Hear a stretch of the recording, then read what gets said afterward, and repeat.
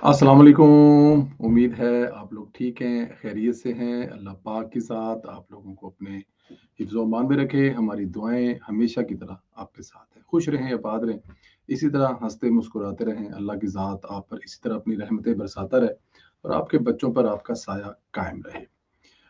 पाकिस्तान सलामत रहे ता क़यामत रहे। पाकिस्तान ज़िंदाबाद और हमेशा ज़िंदाबाद। चैनल को ज़रूर सब्सक्राइब करें, बेल आइकन को प्रेस करें और ज़्यादा से ज़्यादा व्हाट्सएप ग्रुपों में इसका लिंक शेयर करें। राय का इज़हार ज़रूर किया करें, अपनी राय का इज़हार ज़रूर किया करें।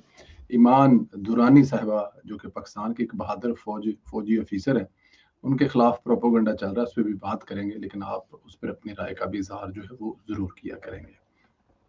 अच्छा जी, ये भारतीय न जाने क्यों जंग में अपनी शिकस्त भूल नहीं पा रहे। शायद अंदाज़ा नहीं था कि इतना बड़ा काम टल सकता है। रोज़ाना इसका कोई ना कोई तज़किरा कर देते हैं। अब भारत के डिप्टी आर्मी चीफ ने शिकस्त भी तस्लीम कर ली। वो कहते हैं ना कि नाच न जाने आंगन टेढ़ा के मुतरादिफ अपना मज़ाक भी बनवा लिया है। डिप्टी आर्मी चीफ ने कहा कि डीजीएमओ टॉक के दौरान पाकिस्तानी फ़ौज को भारतीय फ़ौज की नक़्लो हरकत का बखूबी अंदाज़ा था। पाकिस्तान के C-41SR सलाहियतों ने भारतीय फ़ौज को हैरान और परेशान कर दिया। पाक फ़ज़ाइया की इलेक्ट्रॉनिक जंगी सलाहियतों ऑपरेशन संदूर के दरमियान बेमिसाल थी। अब देखें, ये एक बहुत बड़ी आपके लिए दुनिया मान रही है और अब आपका दुश्मन मान रहा है कि आपकी जो पाक फ़ज़ाइया की इलेक्ट्रॉनिक जंगी सलाहियतें ऑपरेशन संदूर के दरमियान बड़ी कमाल की थी। पाक फौज के अल-फतह रॉकेट सिस्टम ने भारतीय फौजी अड्डों को मौसर तरीके से नुकसान पहुंचाया। हमारे सामने सरहद पर एक दुश्मन, मगर 3 दुश्मन थे, हमें वक़्त पर अहम जंगी सामान नहीं मिला। उन्होंने कहा कि हमारे सामने सरहद पर एक दुश्मन था, लेकिन पीछे जो है टोटल 3 दुश्मन थे। चीन ने अपने हथियारों का तजर्बा भारतीय सरजमीन पर एक लेबॉरेटरी के तौर पर किया। अब ये एक नई मतलब कि रॉकेट साइंस है। वो कह रहे हैं जी कि पाकिस्तान का नाम लगा करो, सिखनी रहोंदी यारां नू लै लै ना भरावां दे। पता है ना, वो एक मिसाल है, सिखनी रहोंदी यारां नू लै लै ना भरावां दे। तो अब वो कह रहे हैं कि ये जो सामान साजो सामान था ना चाइना का, पाकिस्तान के जरिए उसने भारत को एक लेबॉरेटरी बनाकर चेक किया है। भारतीय फौज का दावा है कि इसे पाकिस्तान, तुर्की और चीन ने मिलकर शिकस्त दी है और भारतीय अवाम के सामने शिकस्त की नाकाम वजाहत की है। पाकिस्तान ने कभी बचगाना गिला नहीं किया। भारत इसराइली और फ्रांसीसी असला क्यों इस्तेमाल करता है? भारतीय हुकूमत पर खुली तनकीद दरअसल बढ़ते हुए अंदरूनी सियासी खलफिशार का मजर है। पाकिस्तानी मुसल्ह अफवाज ने पेशा वराना सलाहियतों, दिलेराना क्यादत और अवाम के भरपूर एतमाद की बदौलत भारत को शिकस्त दी। भारत को 3 दुश्मनों का गिला करने के बजाय अपनी हिकमत अमली पर गौर करना चाहिए मेरे ख्याल में, जिससे उन्हें बैनुल अक़वामी सतह पर तनहा कर दिया गया है। चीन और तुर्की पर शोर मचाना जाहिर करता है कि भारत शिकस्त तस्लीम करने वाला दुश्मन नहीं, बल्कि अब जंग के 1.5 माह बाद दूसरों पर इल्जाम लगा रहा है। कभी चीन, कभी तुर्की। पाकिस्तान को बैरूनी मदद मिलने का भारतीय बयानिया भी राफेल तैयारों की तरह उलझा हुआ है। अब एक बामुकाबला 3 का बवेला इंतहाई मज़हक़ खेज है। भारतीय डिप्टी चीफ का कहना है कि चीन पाकिस्तान को इंटेलिजेंस दे रहा है, जबकि पाकिस्तान ने तो जंग के दौरान प्रेस कॉन्फ्रेंस में ये वाजिया किया है कि हमें भारतीय जहाज़ों की उड़ान भरने का इल्म होता है। भारतीय डिप्टी चीफ का इल्ज़ाम पाकिस्तान चीनी असला इस्तेमाल कर रहा है मुज़हका खेज है, क्योंकि खुद भारत ने फ्रांसीसी, इसराइली और रूसी हथियार इस्तेमाल किए हैं, लेकिन पाकिस्तान ने कभी ववेला नहीं किया कि हम दूसरे मुल्कों से जंग लड़े हैं। भारत को समझना चाहिए कि असल ताकत हथियार नहीं बल्कि सिपाही में होती है, और यही चीज भारत के पास नहीं है। पाकिस्तान और तुर्की भाई हैं, भारत ने दुश्मन पाले हैं जबकि पाकिस्तान ने दोस्त और भाई पाले हैं। क्या भारत इनकार कर सकता है कि मार का हक के दौरान इसराइली ड्रोन्स हारून और हरूप इस्तेमाल नहीं किए गए? भारतीय डिप्टी चीफ का आबादी वाले इलाकों पर हमले का अंदिया इसराइली मॉडल बनाना अपनाने की निशानदेही है, जबकि पाकिस्तान असूली, अखलाकी और आलमी कवानीन के तहत जंग लड़ता रहा है और उसने लड़कर साबित भी किया है। भारत किसी मुहिमजोई की कोशिश करे तो पाकिस्तान जो है वो मशरक से मगरब तक इनके फौजी और मुआशी मराकज को निशाना बनाएगा। पाकिस्तान इंटेलिजेंस भारतीय मुआशी मराकज और डेटा सेंटर से बखूबी वाकिफ है। भारत को चाहिए कि अपने डिप्टी आर्मी चीफ को सेहत और खुराक बेहतर करे, ताकि कम अज कम वो वर्दी में तो सिपाही लगे।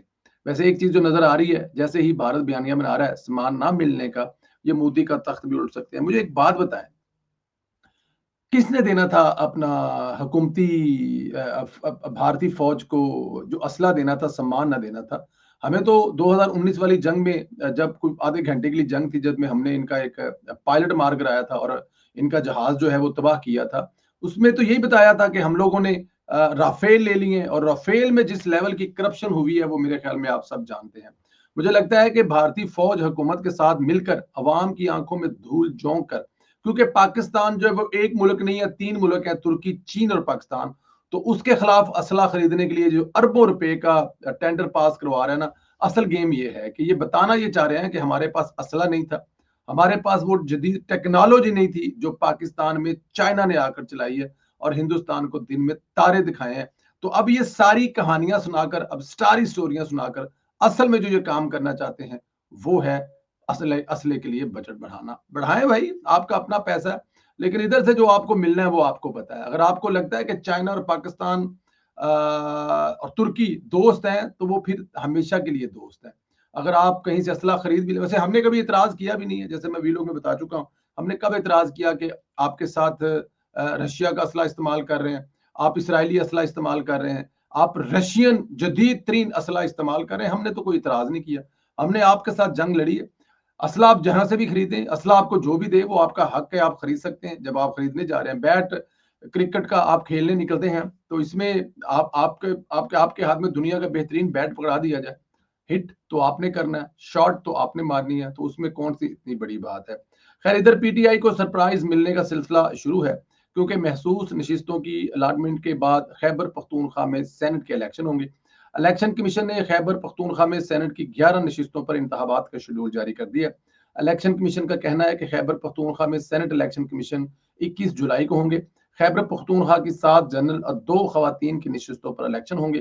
اس طرح 2 ٹیکنوکریٹ کی سینٹر پر بھی نشستوں پر انتخاب ہوگا۔ ثانیہ نشتر کی سینٹ سے خالی کردہ نشست پر انتخاب کا شیڈول جاری کر دیا گیا۔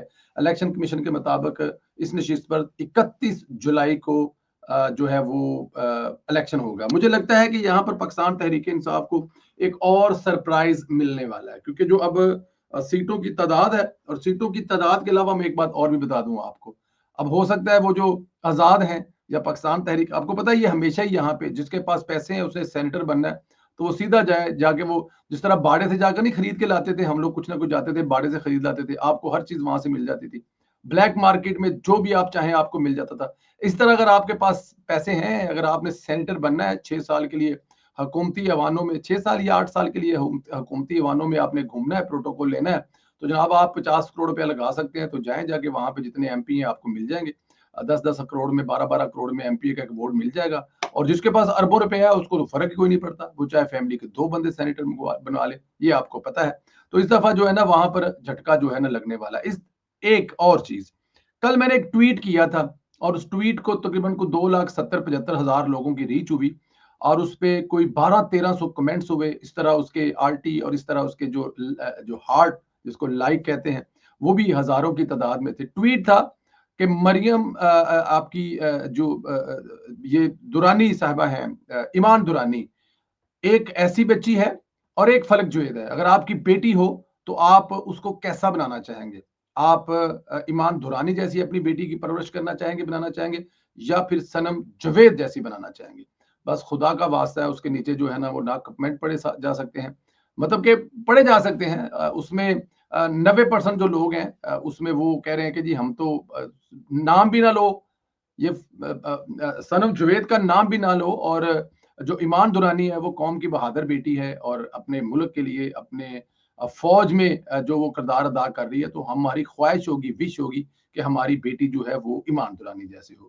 اب کیپٹن ایمان دورانی کے خطاب پر چیخیں تاحال جاری ہیں، پریشان ہیں، خطاب کا حق تو صرف ان لیڈر خان کے پاس ہے، کوئی اور کیسے یہ سب کچھ کر سکتا ہے؟ یہی چیزیں انہیں سونے نہیں دیتی۔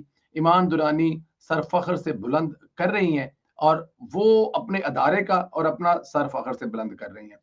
دیکھیں وہ ایک ادارے میں ہیں، اور انہوں نے آئے ہیں، انہوں نے آ کر ایک اسکول میں، کالج میں بچوں کو ایک خطاب کیا ہے، بچوں کی ایجوکیشن کے لیے ان کو بتایا کہ فوج کیسے کام کرتی ہے اور فوج کیا کام کرتی ہے۔ اب وہ پبلک کے انٹرسٹ میں، انہوں نے کہ پبلک کے انٹرسٹ میں جو ہے وہ فوج ہمیشہ کام کرتی ہے. اب پبلک کا انٹرسٹ ہی ہے اس میں، اور کیا کہہ سکتے ہیں آپ کو، یہ پبلک کا انٹرسٹ ہی ہے کہ آپ بھارت سے جنگ جیتیں. تو انہوں نے ہمیں بھارت سے جنگ جیت کر دکھائی ہے. اور یوتھیوں نے اس پر جو ٹرول کی ہے جس قسم کی، میں کہہ رہا ہوں کہ یہ دوسری دفعہ ہو گئی ہے. یہ ایک دفعہ وہ آپ کو یاد ہوگا، ہمارے کچھ جنرل صاحبان جو ہیں کوئٹہ کے نزدیک ایک ہیلی کاپٹر حادثے میں شہید ہوئے تھے، اس وقت کراس کی تھی. پھر حافظ اعظم منیر صاحب کی بیٹیوں کے پاسپورٹ پر جو ان یوتھیوں نے گند کیا تھا، وہ بھی میرے خیال میں جو ریڈ لائن کراس کی تھی. ابھی ایمان جو دورانی صاحب ہیں، ان کے بارے میں ٹرول کر کے بھی یوتھی اتنے آگے جا رہے ہیں کہ ان کا واپسی مشکل ہے. میں زیادہ بتاؤں آپ کو، 15-20 اکاؤنٹ ہے، یہ 15-20 اکاؤنٹ کی مار رہ گئی ہے. پاکستان تحریک انصاف اصل میں ختم ہو چکی ہے. پاکستان تحریک انصاف کا لیڈر اصل میں ماضی کا ایک قصہ پارینہ بن چکے ہیں. اور ان کے جو اس وقت M N A M P ہیں، کچھ کو چھوڑ کر جو ہے وہ سارے کے سارے بالکل بکے ہوئے ہیں، سارے کے سارے خاموش ہیں، سارے کے سارے لائن لے کے چلتے ہیں. تو ایسے میں وہ جو سوشل میڈیا پہ چند اکاؤنٹ ہیں، اگر ان کو کسی طریقے نال اگر وہ قابو کر لے جاوے نا، تو وہ ہمیشہ کے لیے پاکستان تحریک انصاف کا نام لینے والا بھی کوئی نہیں ہوگا. اللہ پاک آپ لوگوں کو اپنے حفظ و امان میں رکھے. اپنی رائے کا اظہار ضرور کریں. انشاءاللہ آپ سے اگلے ویلوں میں ملاقات ہوگی. تب تک کے لیے اجازت دیں. اللہ پاک آپ لوگوں کو بڑا خوش رکھے اور والدین کا سایہ آپ لوگوں کے سروں پر قائم رہے. بہت شکریہ.